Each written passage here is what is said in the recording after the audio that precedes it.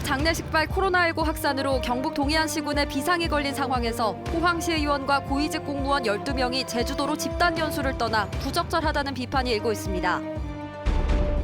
지난 2018년 포스코 노조가 사측의 노조 무력화 대책을 고발하는 과정에서 3명의 직원이 해고된 것과 관련해 법원이 포스코가 이들을 부당 해고했다고 판결했습니다. 중앙노동위원회에 이어 법원까지 노조의 손을 들어준 가운데 해고된 노조원들은 원직 복직을 요구하고 있습니다. 여러분 안녕하십니까? 포항 MBC 뉴스입니다. 영덕 장례식발 코로나19 확산으로 한 달여 만에 시군마다 방역에 비상이 걸렸는데요. 이런 와중에 포항시 일부 시의원과 고위 공무원까지 12명이 집단으로 제주도 연수에 나서 부적절하다는 비판이 일고 있습니다. 장미쁨 기자가 보도합니다. 영덕 장례식장발 코로나19 감염 확산으로 포항 모 고등학교에서는 1,200여 명의 학생과 교직원에 대해 전수 검사가 실시됐습니다. 한 달여 만에 확진자 2명이 발생하고 전국적인 코로나 3차 대유행이 현실화되면서 포항시도 비상이 걸렸습니다. 최근에는 그 비수도권 포함해서 전국적으로 일상 속 다양한 집단에서 지속적으로 발생하고 있고 동절기 요인으로 전국적 대규모 확산 위험이 우려되는 상황이기 때문에 그런데 같은 날 포항시의회 경제산업위 소속 의원 8명과 의회 사무국장 등 공무원 4명은 제주도로 연수를 떠났습니다. 2박 3일 동안 제주 테크노파크와 농업기술센터, 국제컨벤션센터 등 4곳만 방문하는 여유로운 일정입니다. 국내 코로나 상황이 심각해 사회적 거리두기 단계 격상이 논의되고 포항에서도 고등학교를 중심으로 집단 감염이 우려되는 상황이었지만 연수는 강행됐습니다. 지금 이제 코로나가 3차 팬데믹 우려까지 정말 이런 상황에서 연수를 생각했다는 것 자체도 참 몰염치하고 전형적인 도덕적 해이 현상의 그런 어떤 대표적인 현상이 아닌가. 시의회는 전기차 배터리 산업 육성과 관광 활성화 대책 등을 세우기 위해 이번 연수가 반드시 필요하다고 해명했습니다. 코로나19로 모든 시민들이 외출을 최소화하고 지역경제 악화로 포항시 세입도 수백억 원씩 줄어드는 상황에서 공직자들의 부적절한 행태가 시민들의 눈살을 찌푸리게 하고 있습니다. MBC 뉴스 장미쁨입니다. 경북 곳곳에서도 소규모 집단 감염이 일어나면서 코로나 3차 재유행이 현실화되는 것 아니냐는 우려가 짙습니다. 영덕 장례식발 집단 감염에 이어 안동에서 7달 만에 확진자가 나왔는데요. 교습소 강사 일가족 4명이 확진을 받았습니다. 엄지원 기자입니다. 해외 입국자 감염을 제외하고 안동에서 지난 4월 이후 7달 만에 코로나19 확진 환자가 발생했습니다. 정화동에 거주하는 과외 교습소 강사 부부와 10대 자녀들까지 일가족 4명입니다. 이들 가족은 지난 주말 1박 2일로 경기도 성남의 556번 확진자의 집에서 가족 모임을 가진 것으로 확인됐습니다. 특히 어디 갈 때는 조심하고 그래야 되는데 지 하나 걸리면은 지 가족들 다 걸리는데 그걸 왜 조심을 안 하노? 과외 학생 등 밀접 접촉자 14명과 학생들의 가족, 아파트 주민 등 170여 명은 다행히 전원 음성 판정을 받았습니다. 확진자 10대 자녀 또한 학교를 다니지 않고 부모로부터 홈스쿨링을 받고 있어 파장이 인근 학교로 옮겨지진 않았습니다. 10대 2명이 확진되어 학교 내 전파가 우려되었으나 이들 2명의 학생들은 학교에 다니지 않고 집에서 자가 학습을 해왔던 것으로 파악되었으며 한편 오늘 0시 기준 추가된 경산 확진자 5명은 청송 가족 모임 N차 감염자로 확인됐고 영덕 장례식장 관련 추가 확진자는 아직 나오지 않고 있습니다. 하지만 소규모 집단 감염이 전국에 걸쳐 동시다발적으로 확산하고 확진자 증가 속도 또한 갈수록 빨라지고 있어 재유행의 중대 기로에 서 있다는 관측입니다. MBC 뉴스 엄지연입니다. 포항과 동일 생활권에 있는 영덕에서 코로나19 확진자가 잇따라 발생하자 포항시는 지역사회 전파 차단에 중점을 두고 집중 방역에 나서고 있습니다. 포항시는 실내에서도 항상 마스크를 착용하고 확진자 발생 지역 방문과 모임을 자제해 줄 것을 거듭 당부했습니다. 한편 포항시는 포항에 주소를 둔 영덕 제1요양병원 장례식장 방문자 20명에 대해 코로나19 검체 검사를 한 결과 모두 음성 판정이 나왔다고 밝혔습니다. 장례식장과 관련해 8명의 코로나19 확진 환자가 발생하면서 영덕군은 사회적 거리 두기 1.5단계에 준하는 특별 방역 대책을 마련했습니다. 이에 따라 오늘부터 오는 27일까지 영덕 야성초등학교는 원격 수업으로 전환됐고 고령 인구가 많은 영덕읍과 달산면, 지품면의 경로당 운영과 보건소 진료를 중단합니다. 실내외 공공체육시설도 오는 25일까지 잠정 중단하고 학원과 교습소, 종교시설과 다중이용시설, 중점관리시설에서는 집중관리에 들어갔습니다. 한편 영덕군은 장례식장 방문자 등 접촉자 218명에 대해 검체 조사 결과 8명은 양성, 210명은 음성으로 확인됐다고 밝혔습니다. 서울 성북구 400번 확진자와 접촉한 동국대 학생 16명 전원이 코로나19 검사에서 음성이 나왔습니다. 경주시 보건소는 동국대 원효관 강의에 참석했던 학생을 16명으로 파악하고 어제 이들의 검체를 채취해 검사한 결과 오늘 오전 음성 판정이 나왔다고 밝혔습니다. 동국대 경주 캠퍼스는 접촉자에 대해 보건당국과 별도의 학교 자율격리를 오는 23일까지 시행하고 경주시 보건소는 22일 2차 검사를 하기로 했습니다.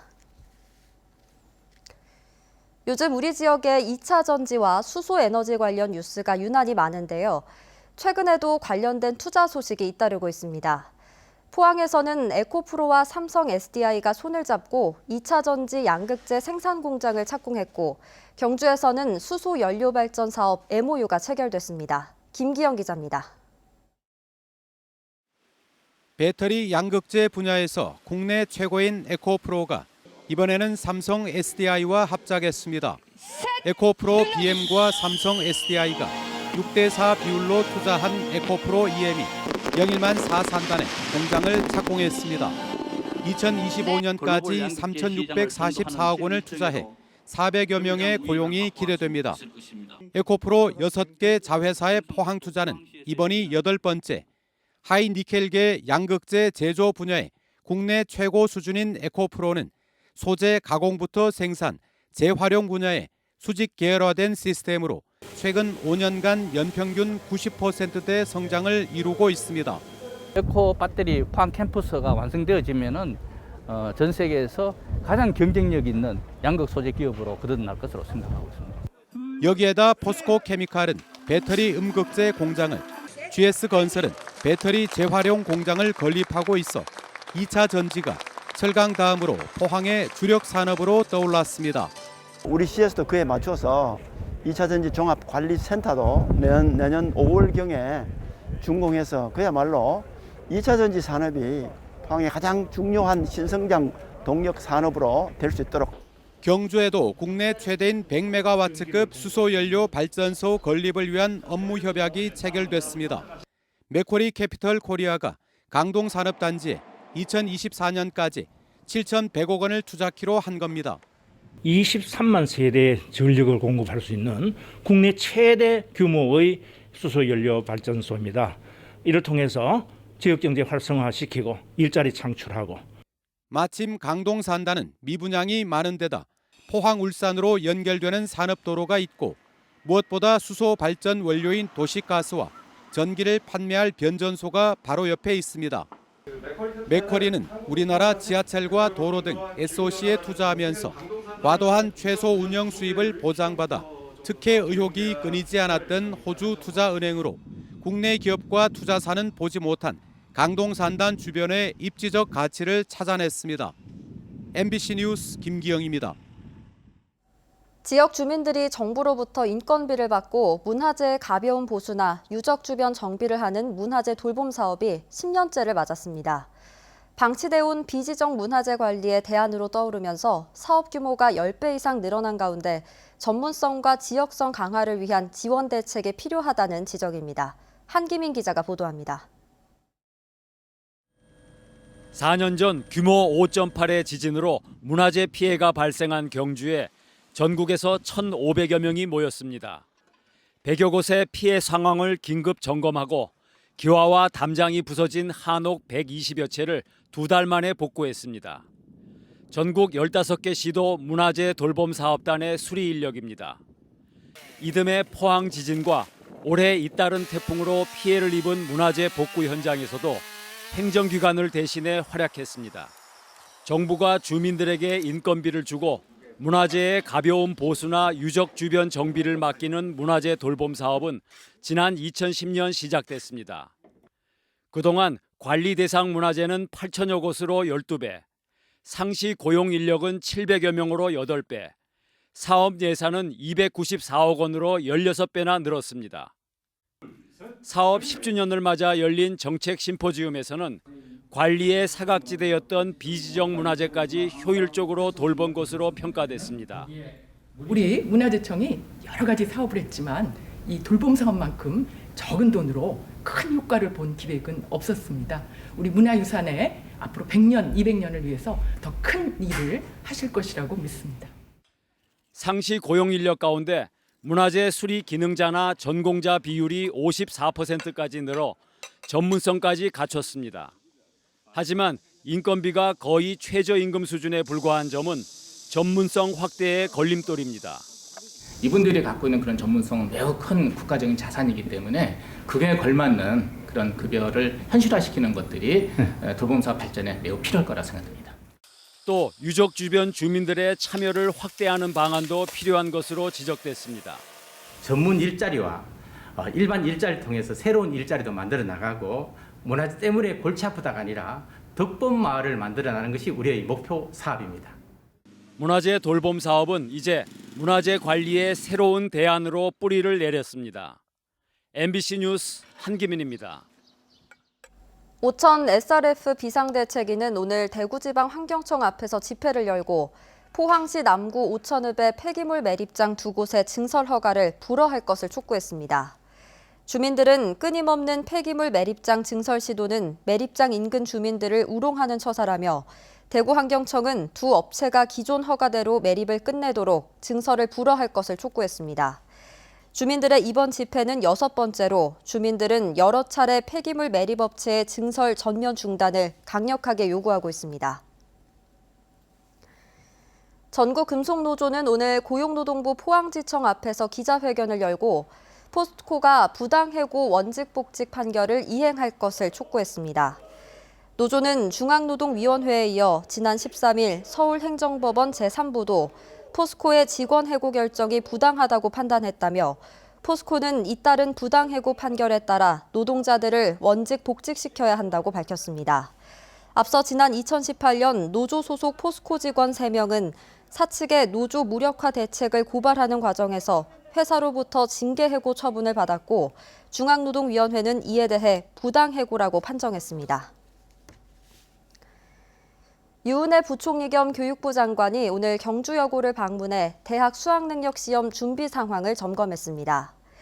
유 부총리는 2016년과 2017년 수능을 앞두고 지진이 발생했던 경북 지역 재난 상황과 코로나19에 대비한 시험장 안전을 점검했습니다.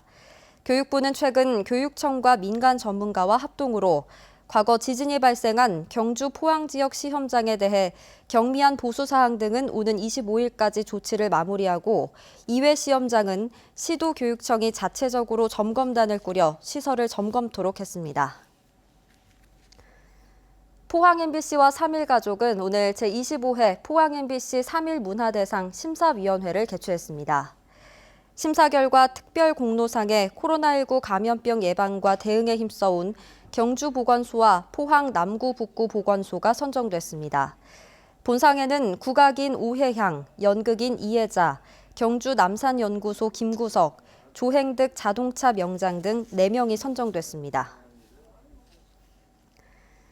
오늘 때 아닌 세찬비가 내렸습니다. 비구름이 물러가고 찬 공기가 남하하면서 내일 아침 경주는 기온이 7도까지 떨어지며 많이 춥겠습니다. 조주경 기상캐스터입니다. 겨울의 문턱에서 이례적인 세찬 비가 내려 오늘 당황하신 분들 계셨을 텐데요. 포항의 아침 기온은 18도를 웃돌면서 남쪽에서는 이렇게 따뜻한 바람이 불어왔지만 북쪽에서는 찬 공기가 내려오면서 비구름이 강하게 발달한 겁니다.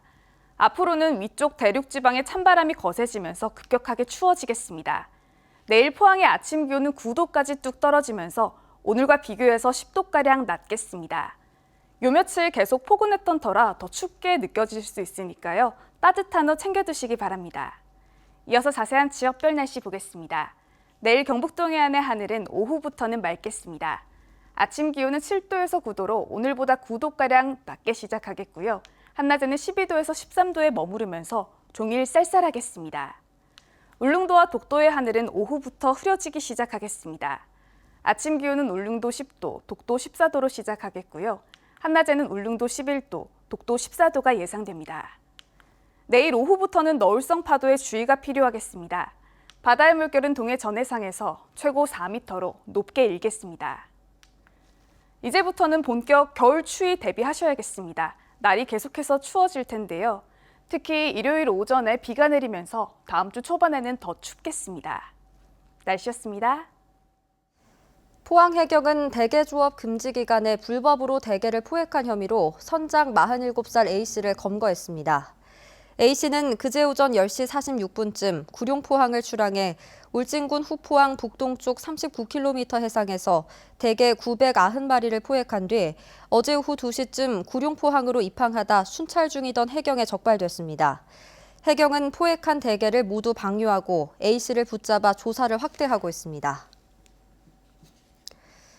강원 양양과 부산 송정해변 등과 함께 우리나라 서핑 3대 성지로 불리는 포항 용한리 해수욕장에서 서핑 국가대표 선발전이 열립니다. 포항시는 내년 도쿄올림픽과 세계선수권에 출전할 국가대표 선발전이 오는 12월 3일부터 사흘간 포항시 북구 흥해읍 용한리 해수욕장에서 열린다고 밝혔습니다. 선발전에는 국내 최정상급 서퍼 100여 명이 참가해 수준 높은 기량을 선보일 것으로 기대됩니다. 교육부와 유네스코 한국위원회 등이 주최하는 제6회 세계인문학 포럼이 오늘 경주 하백컨벤션센터에서 개막돼 사흘간 열립니다. 어울림 인문학, 공존과 상생을 위한 노력이란 주제로 열리는 이번 포럼에는 해외 25개국 석학들의 온라인 강연과 국내 인문학자 110여 명의 현장 강연, 토론 등이 이어질 예정입니다.